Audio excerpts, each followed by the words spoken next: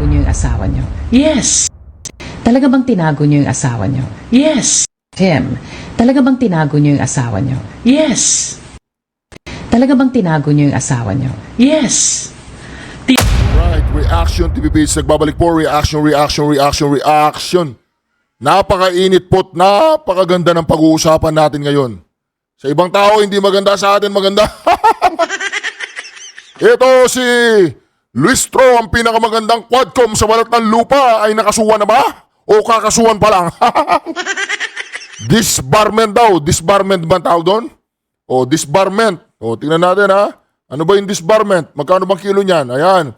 Former President Rodrigo Roa Duterte is set to file disbarment case versus Attorney Gerbil Abanilla Reyes Luistro, also known as Attorney Jinky Umulan Bumagyo dahil kay Speaker.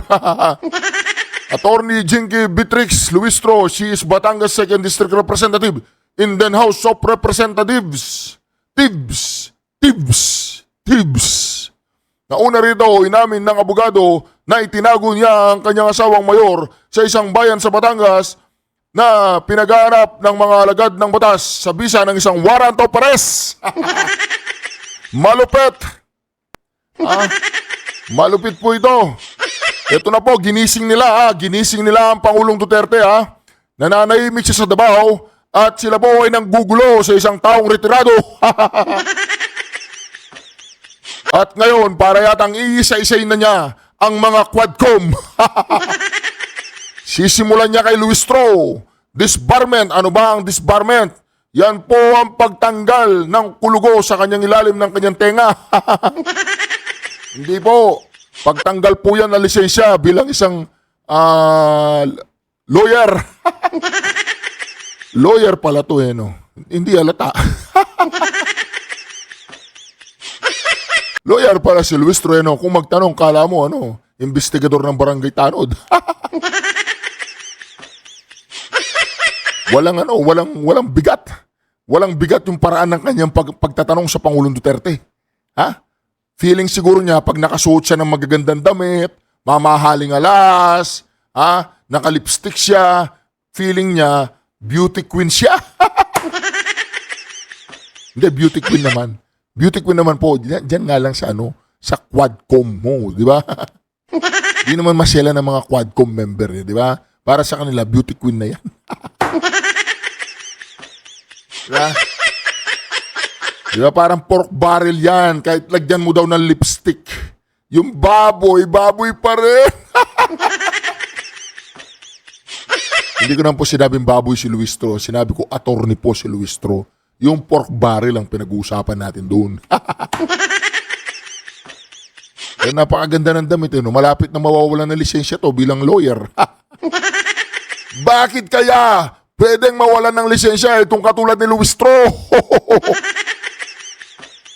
Balita ko, tinago daw niya yung kanyang asawa. Ayan, nakasulat basahin po natin. Ayan nauna rito, inamin ng abogado na itinago niya ang kanyang asawa. Ano yun?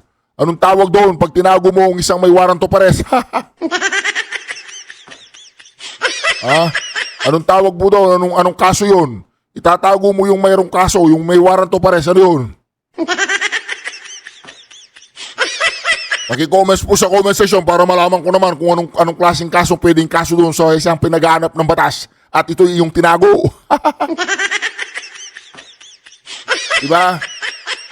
Pagtatago yan di ka na, parang pugante ka na dyan. Diba?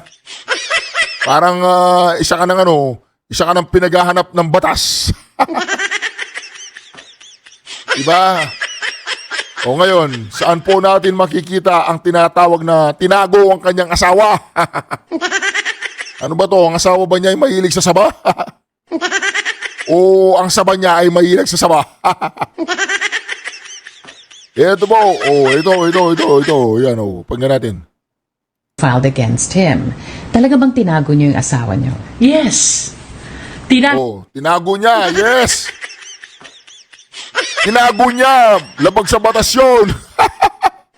Lawyer. Tinago ang asawa. Di ba? Kung walang kasalanan ng asawa mo, umarap siya, harapin niya yung kaso. Pero pag tinago mo, ibig sabihin, meron kayong tinatago o tinatago mo yung asawa mo. Tinago ko po ang asawa ko. It Ulitin is natin. because I cannot face Ulitin natin mga kareaksyon. Napakagandang balita nito, sana matuloy ang kaso.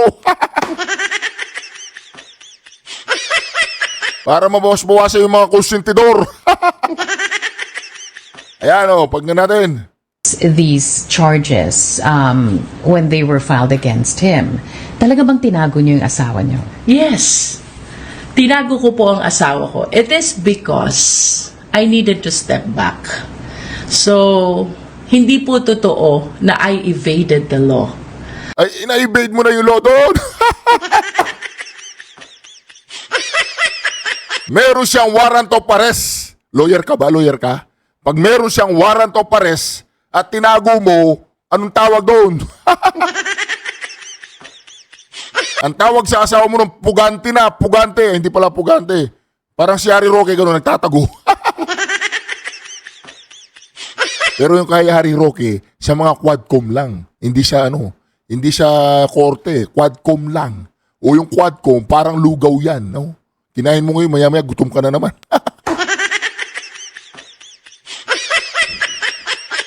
Bakit mo tinago ang asawa mo, Luis Strom? Bawal yan! Kung walang kasalanan ng asawa mo, ano man niyang kaso niya, harapin niya, sabihin niya, wala akong kasalanan. Puntahan niya yung tao, pumunta siya sa korte, at sabihin niya, wala akong kasalanan dyan. Ma-impluwensya kayo, mayaman kayo, meron kayong impluwensya kahit saan. O, imposibleng hindi nyo kayang harapin kung talagang walang kasalanan. Lalong-lalo na yung mga naghahabla at nagrereklamo ay mga simpleng tao lang. Ibig sabihin, dalawa lang yun. Una, tinago mo dahil natakot kayo o makukulong. Pangalawa, tinago mo dahil natakot kayo kasi sa kahiyan. Bakit mo tinago ang asawa mo? Ayan tuloy ang Pangulong Duterte, nasilip niya. Madidisbar ka pa niyan. Kasi, no? Mantakin mo yan. O, itong sekretarya ko, meron siya sinabi, in aid of legislation, pero filing of case, tapos ang witness, sila Cañas, Matubato, at Excel sheet ni Trililing, what a clown. Ayan, ha? Yung abogada daw na proud tinago yung asawa na wanted sa batas. Ha? Batangas Representative Gerbel Luistro urged the House of Representative Quad Committee to recommend the filing of crimes against humanity or at the very least murder charges against former President Rodrigo Roa Duterte in relation to his war on drugs campaign. Alam mo, Luistro, paminsan-minsan, total mayaman na kayo, di ba? Pangalawa, abogada ka na. Pangatlo, bumabagyo dun sa inyo ng pagpapala galing kay Tambaluslos na sinasabi mo. Bakit kailangan mo pang sumausaw para ay may bayad pala, di ba? Gusto niyo malaman kung magkano sila per hearing? Pulong, andyan ka na naman. Gusto niyo malaman kung magkano sila per hearing? Pulong. Gusto niyo malaman kung magkano sila per hearing? Di ba? Dito kasi ayaw naman nating madisbar si Madam pero gusto natin.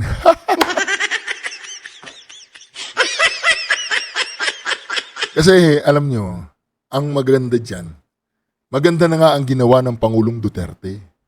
Napakaganda na. Ha? Napakaganda na ng ginawa ng Pangulong Duterte sa ating bayan. Ha? Anong ginawa niya? Natakot mga kriminal. Ngayon, tayo, ang mamamayang Pilipino takot sa kriminal dahil naglipa na. Diba? Mantakin mo. Ito Kung talagang walang tinatago si Marcos Jr., edi magpo-follicle test siya para mapanatag ang kaisipan ng lahat ng mamamayan na hindi siya dumudurog. Di ba? Kaya lang wala eh. I will not, ano sabi niya? I will not, basta may sinabi siya English, nakalimutan ko. Diba? So ngayon, balik tayo kay Luis Stro. Paano yan, Pangulong Duterte? Tutuluyan mo na yan. Tuluyan mo na. Pangulong Duterte, tuluyan mo na. Kawawa naman. Tuluyan mo na yan. Ulitin natin, Talaga bang tinago niyo yung asawa niyo? Yes. Tinago ko po ang asawa ko. It is because Face these charges when they were filed against him. Talaga bang tinago niyo yung asawa niyo? yes. Face these charges when they were filed against him. Talaga bang tinago niyo yung asawa niyo? Yes. Face these charges when they were filed against him. Talaga bang tinago niyo yung asawa niyo? Yes. Talaga bang tinago niyo yung asawa niyo? Yes. Talaga bang tinago niyo yung asawa niyo? Yes. Him. Talaga bang tinago niyo yung asawa niyo? Yes. Talaga bang tinago niyo yung asawa niyo? Yes. Tinago Talaga bang tinago niyo yung asawa niyo? Yes. Tinago ko po ang asawa ko. It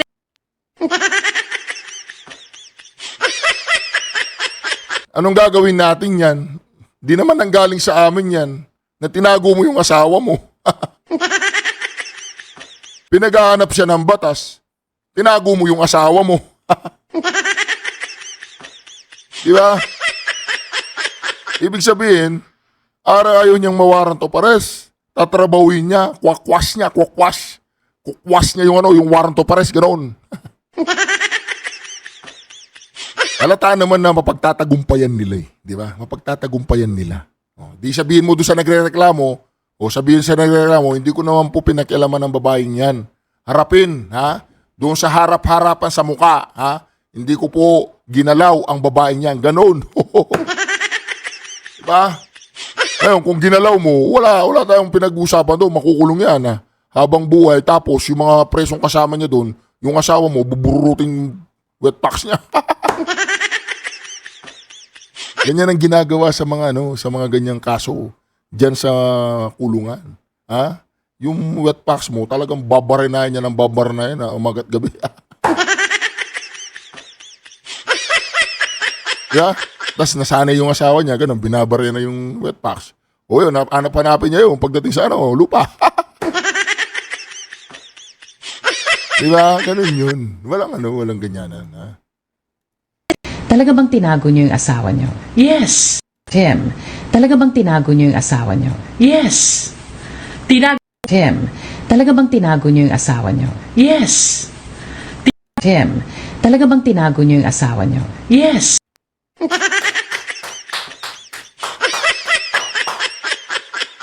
Alright, ano pong masasabi niyo mga ka-reaction dito sa ating reaction video ngayon? Huwag mo ninyong kalimutan ang ating misyon. Ayan po ang ating misyon, Reaction TV page. Thank you, President Mayor Rodrigo Roa Duterte. Papadala po natin yan doon sa Davao. Dadaling ko pong personal, pati po yung gold. Go for gold. Magti 3 months pa lang po tayo. At road 300,000 na po ang ating mga subscribers.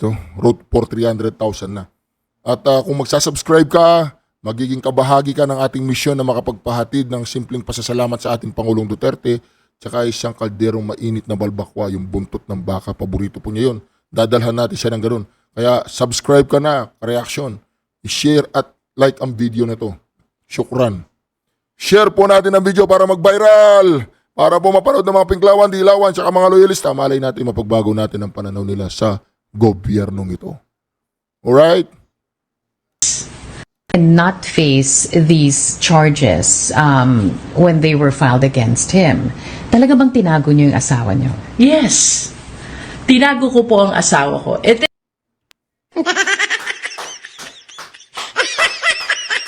Alright?